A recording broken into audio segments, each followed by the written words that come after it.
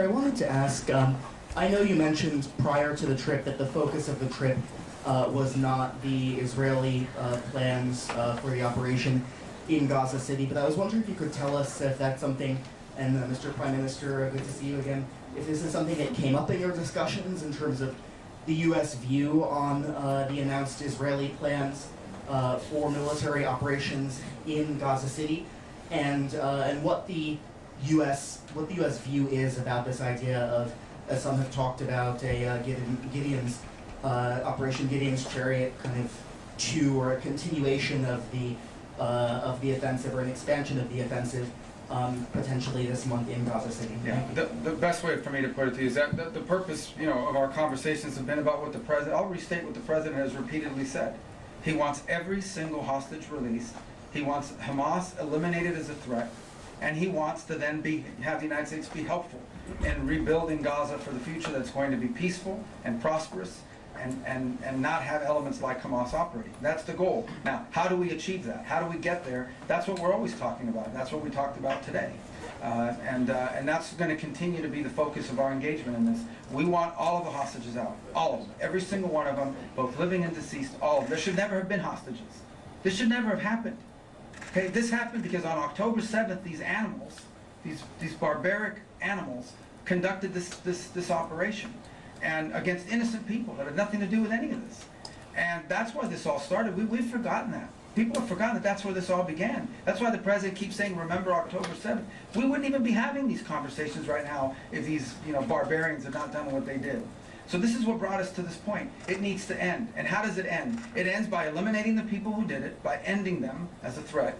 It ends by releasing every single hostage, both living and deceased. There should never have been a hostage. There should not be a hostage now.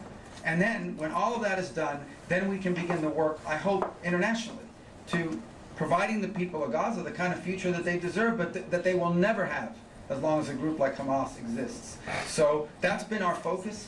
And obviously, we have been the focus, and at the core of much of what we talked about. How do we achieve what I believe is a shared goal, not just of the United States and Israel, but of multiple countries around the world, and certainly in the region, who want to see the same outcome. And that's what we've been focused on. That's been the president's focus. And he wants that to all happen as soon and as quickly as possible. You asked a question, and what was the tail end of your question? Sorry. Just if you could comment about, following your discussions of the past couple of days about Israel's plans with regard to Gaza City and potential expansion of the offensive there. Well, I'm not going to talk about our tactical plans. I leave that to our military people in the field. But I have stated the cabinet's decision on 5 principles that I brought before it. And as Secretary Rubio correctly said, this war could end now.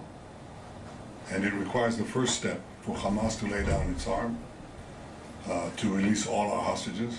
And I'll bring you the 3 other points that we put forward. One, the third is that Gaza should be demilitarized. Demilitarized is different from just laying down your arms, because you want to make sure that arms are not smuggled into Gaza, and arms are not produced in Gaza. So demilitarization is the third point. Overriding Israeli security responsibility is the fourth point, to make sure that there's no resurgent terrorism, Hamas or from any other organization. And the last thing is to establish a transitional civilian government by people who do not advocate the destruction of Israel, do not educate their children to terrorism, finance terrorism, or launch terrorism. These are the 5 points.